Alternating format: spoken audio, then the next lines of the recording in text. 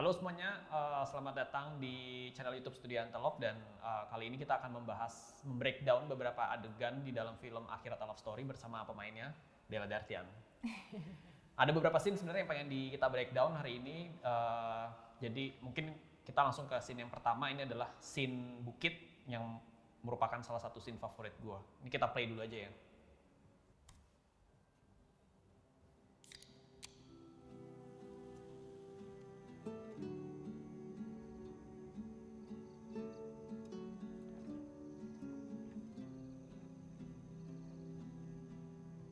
Coba, sekarang ceritain semuanya.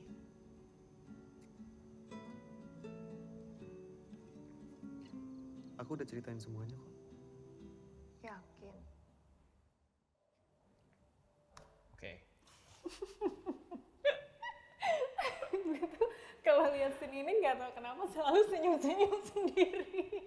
Sama sih, karena sebenarnya scene ini adalah scene yang mungkin di skrip itu jadinya cukup early ya. Maksudnya dari awal draft itu scene ini udah ada gitu. Walaupun wujudnya kita tweak sana sini, tweak sana sini gitu. Dan kayaknya waktu pas reading pertama di bulan Maret, ini salah satu adegan yang kita coba pertama kali buat bangun chemistry lo sama Dodot ya waktu itu gitu. Sebenarnya ada beberapa hal yang pas di editing juga cukup menarik di sini, karena yang waktu itu lo bilang Del, kayak ada banyak momen yang lo nggak ngomong tapi editornya mengcapture itu ke dalam frame gitu. Dan scene ini menurut gue penting banget, momen-momen kayak gitu loh, momen-momen bicaranya tuh lebih penting dibandingkan momen mendengar lebih penting dibandingkan momen bicara gitu. Ada lagi nggak yang lo inget pas adegan ini? Jadi sebenarnya kalau adegan ini tuh relate banget sama kehidupan sehari-hari kan, maksudnya sama pasangan gitu kan. Biasanya kan ada momen-momen yang lagi ngambek lah. Ini kan sebenarnya momen dimana Mentari datang ke rumah Timur, terus sampai sana katanya mau dikenalin sama keluarganya.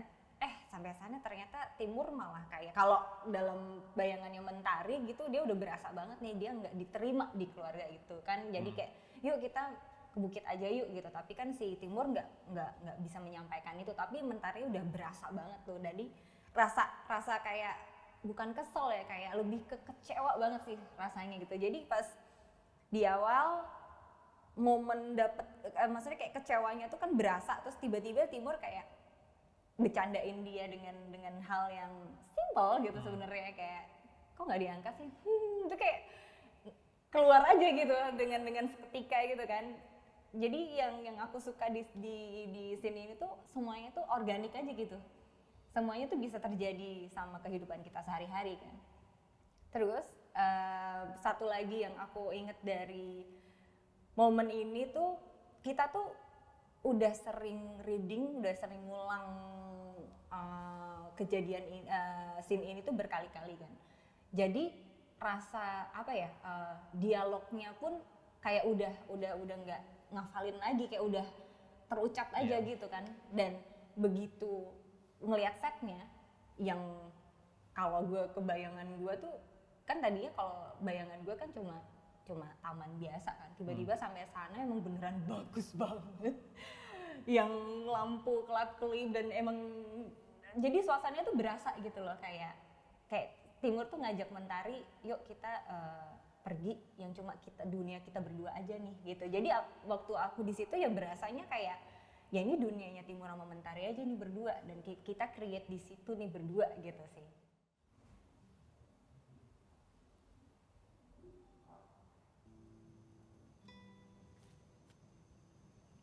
Jangan.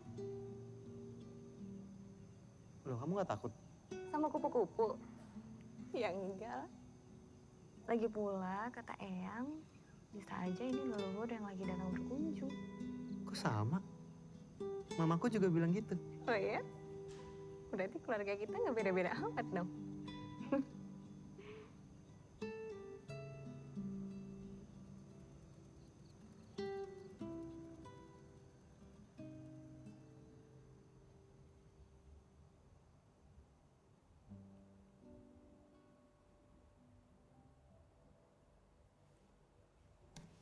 Nah, ini gue ingat Settingnya cukup tricky karena Kupu-kupunya nggak ada. kupu-kupunya nggak ada. Jadi itu kita mencoba beberapa take untuk memastikan arah pandang kalian ada di Itu arah yang susah sih Jas sebenarnya, maksudnya kayak namanya kan kupu-kupunya nggak tahu di mana kan waktu kita apalagi ngelihat yang jauh kan, kayak Dodot ngelihat ke sini, gue ngelihat ke situ. Iya. Jadi kayak ayo satukan pandangan. Ini kita take berkali-kali sih. Dan sebenarnya dialog ini juga cukup apa ya, mengisyaratkan bahwa benang merahnya justru ada di kupu-kupu ini kan. Yap. Yang menjadi benang merah nanti akan masuk ke dunia akhirat kan. Dan juga sebenarnya Mentari tadi ngomongnya simple loh, tapi itu dalam loh, kayak berarti keluarga kita sama ya gitu kan. Maksudnya kayak saking mereka berdua tuh ada di dunia berbeda, maksudnya dengan keluarga yang berbeda dan dengan punya satu kesamaan tuh kayak jadi sarkas aja gitu, tapi kayak Tapi nggak bermaksud sarkas. tapi nggak bermaksud sarkas, tapi kayak ya terdengar sedih sih kalau justru gue ngeliatnya. Sekarang kita masuk ke adegan berikutnya, yaitu adegan di hutan. Kita play dulu ya.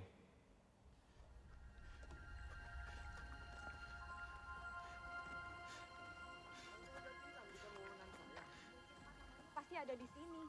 Coba udah berkali-kali dicari nggak ada. Tar, Mentari.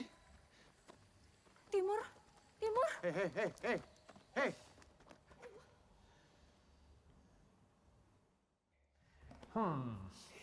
Adegan hutan ini lumayan salah satu set yang inilah ya, yang cukup penting gitu di dalam cerita gitu. Nah, pas syuting sih sebenarnya yang paling sulit ada sebenarnya asap atau kabut yang ada di situ, karena memang secara konsep kan kita pengen ada selalu foggy gitu loh kan, dan susah banget untuk membuat asap itu menjadi rata sebenarnya. Jadi pas syuting kita meletakkan beberapa, lu inget nggak sih ada cerobong asap di sekitar situ gitu.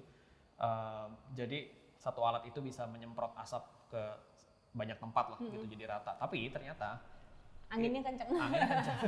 Anginnya kenceng dan susah juga buat jadi rata gitu. Makanya kita menambahkan beberapa asap itu tuh di CGI biar jadi lebih rata lah gitu. Terus apa kalau yang lu ingat apa waktu di adegan itu? Kalau di adegan ini apa ya? Sebenarnya kan adegan ini tuh adegan di mana Mentari sama Timur kayak masuk ke dunia lain kan. Dan waktu itu kita di hutan di Gunung Pancar ya. Gunung Pancar yang buat aku maksudnya yang baru pertama kali datang ke set itu ya belum pernah syuting di situ juga, ya lumayan cukup creepy aja gitu rasanya gitu kan. Dan sebenarnya lumayan kaget juga nih hasilnya ada tambahan kayak lumut-lumutan kayak gini kan tadinya nggak ada kan. Sebenarnya ada, tapi warnanya gradingnya kita naikin supaya jadi kelihatan jadi lebih apa ya, lebih mistis kah, jadi lebih nuansanya tuh nuansa mistis karena emang itu yang kita perluin kan. Dan yang aku maksudnya kalau di set sama begitu lihat aslinya kayak gini tuh berasa lebih mistis, oke lah setelah editing kan. Tapi begitu kita waktu lagi syuting pun tuh rasanya tuh apa ya, karena kan ada dua gerbang yang berbeda dan dengan dua kondisi yang berbeda, terus kayak ekstras semua pada jalan yang nggak ada ekspresi mukanya gitu, itu spooky banget sih menurut aku. Kayak kita ada di mana? Oke, ini selanjutnya adalah adegan masih di hutan, tapi ini transisi dari akhirat ke dunia manusia.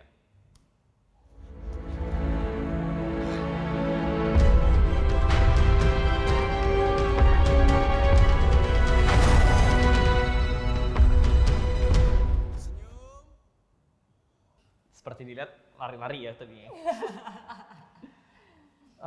Apa ya waktu itu yang mungkin aku bisa mundur dikit nih.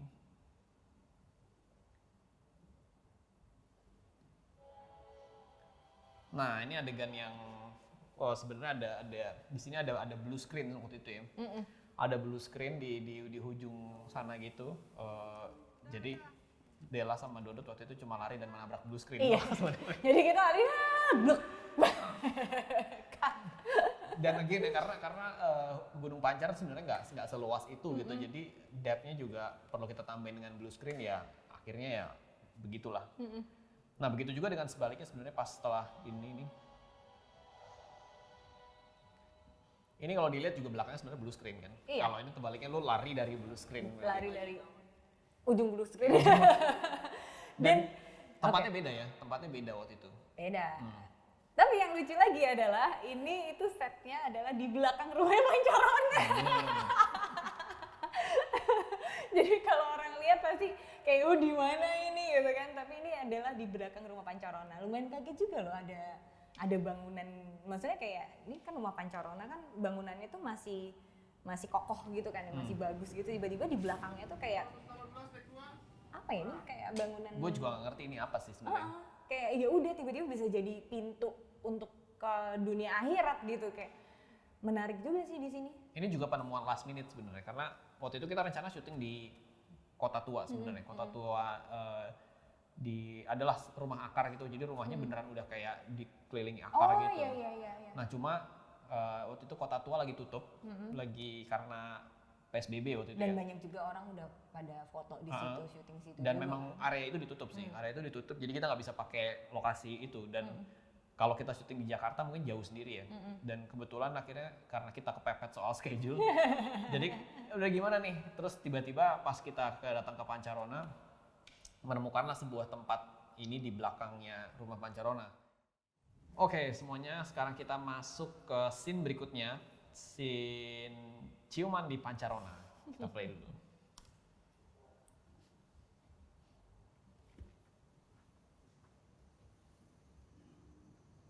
Aku minta maaf ya.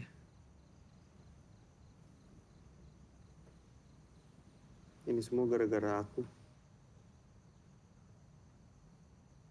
Tim, aku masuk mobil itu karena kemauan aku sendiri loh. Kalau ada yang perlu disalahin atas ini semua, ya kita berdua. Bukan cuma kamu, Tim.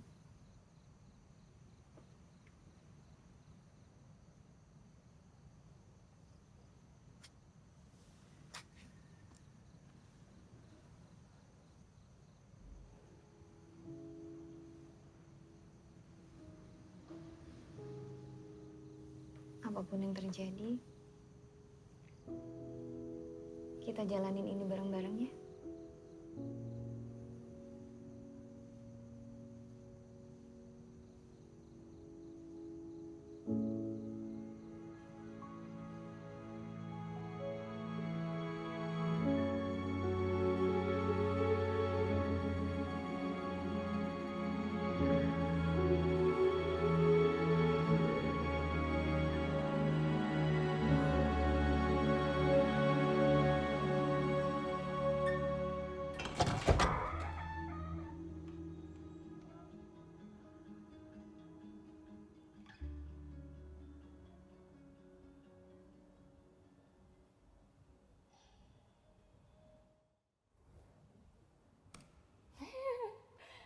Gue tuh Berapa masih, kali ya ciuman lu ya? gue sebenarnya masih malu kalau lihat gue ciuman. Kayak aneh gitu rasanya.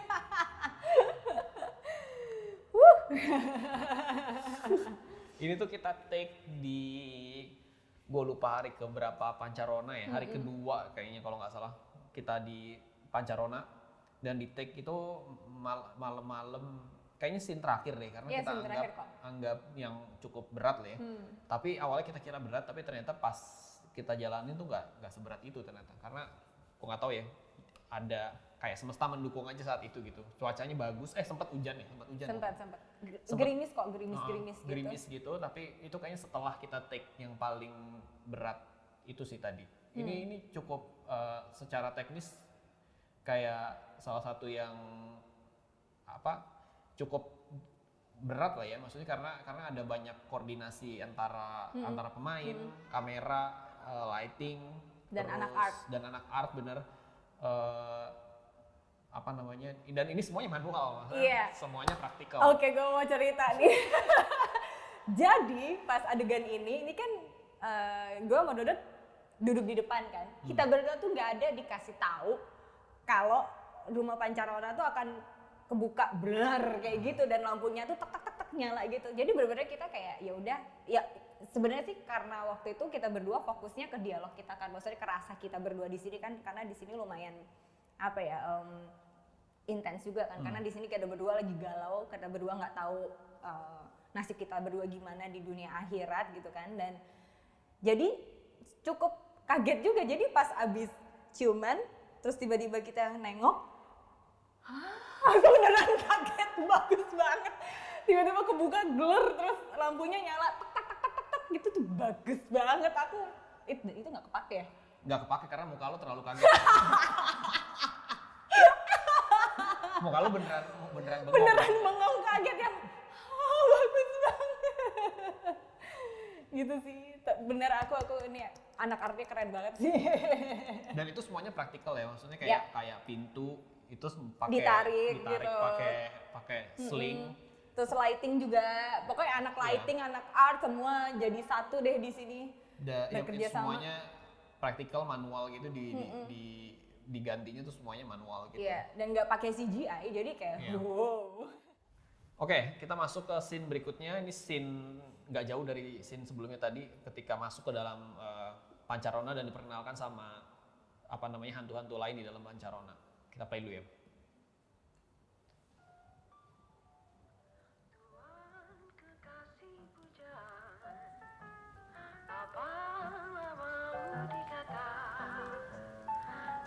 Ini loh, Timur dan Mentari. Yang kemarin saya ceritain. Halo, selamat datang. Halo. Kalian yang punya rumah ini. Kenapa? Nggak kelihatan ya? Oh, bukan. Rumahnya bagus banget. Terima kasih ya udah mau nerima kami. Rumah ini selalu terbuka kok untuk siapapun. Edit, mana yang kamu bilang kemarin?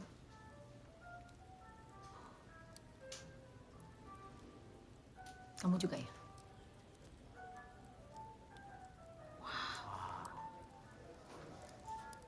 Wan? Sini. Man, masa gua dapet tablet lagi? Udah, Wan. Lihat dulu ini. Loh. Udah lama nih nggak lihat yang kayak gini. Bentar. Saya kayaknya pernah lihat Om deh. Hah? Di hutan. Oh, pas sama bini gue.